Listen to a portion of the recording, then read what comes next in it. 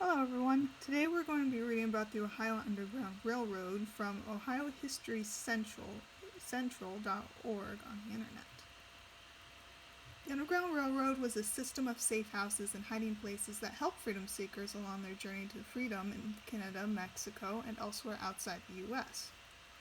White and African American conductors served as guides from place to place for freedom seekers. It remains unclear when the Underground Railroad began, but members of the Society of Friends, who are also known as Quakers, were actively assisting freedom seekers as early as the 1780s. Now, why would the Quakers decide that they wanted to help the slaves escape freedom? Is that just a part of the religion or just their own personal way of thinking?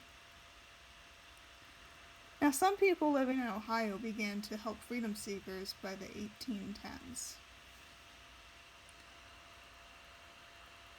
Most northern states had passed laws outlawing slavery during the late 1700s. Nevertheless, the United States Constitution, the Freedom Seeker Law of 1793, and the Freedom Seeker Law of 1850 permitted slave owners to reclaim freedom seekers, even though if they had moved to a free state. To truly gain their freedom, African Americans had to leave the United States. And as a result, some Underground Railroad stops existed throughout Ohio and the other free states and provided freedom seekers with safe places to hide on their way to Canada. So, even though they'd reached the free states, they still weren't free. That doesn't really sound fair, though, does it? Although slavery was illegal in Ohio, some people still opposed the ending of slavery. These people feared that former slaves would move to the state, take jobs away from the white population, and demand equal rights with whites. Many of these people vehemently opposed the Underground Railroad. Some people attacked conductors. Other people tried to return freedom seekers to their owners in hopes of collecting rewards. I don't think I would be able to do that.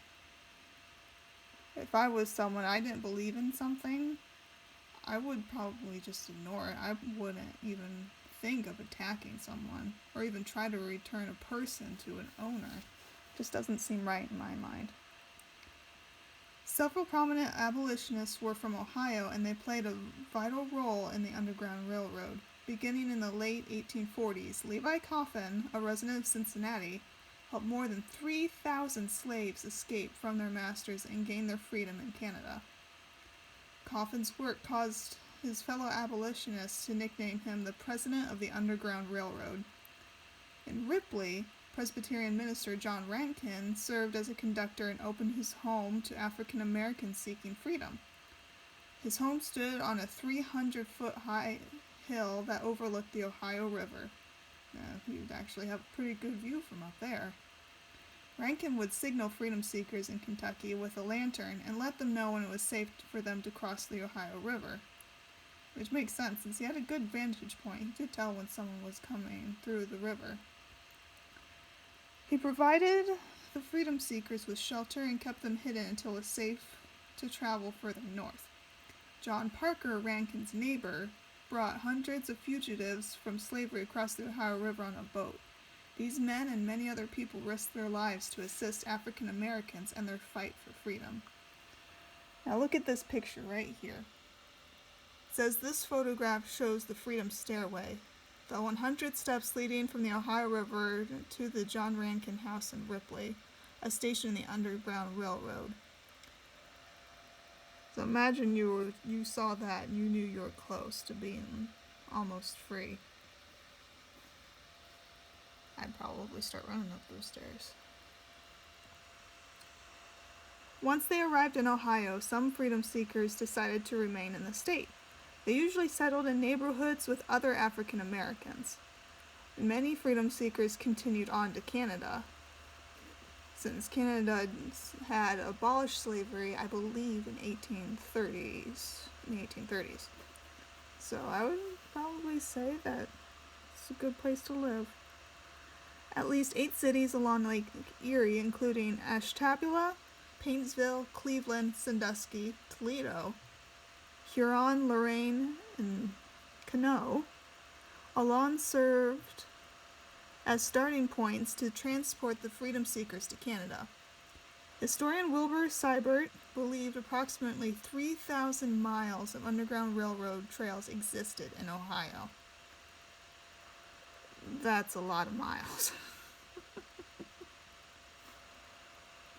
But they made it.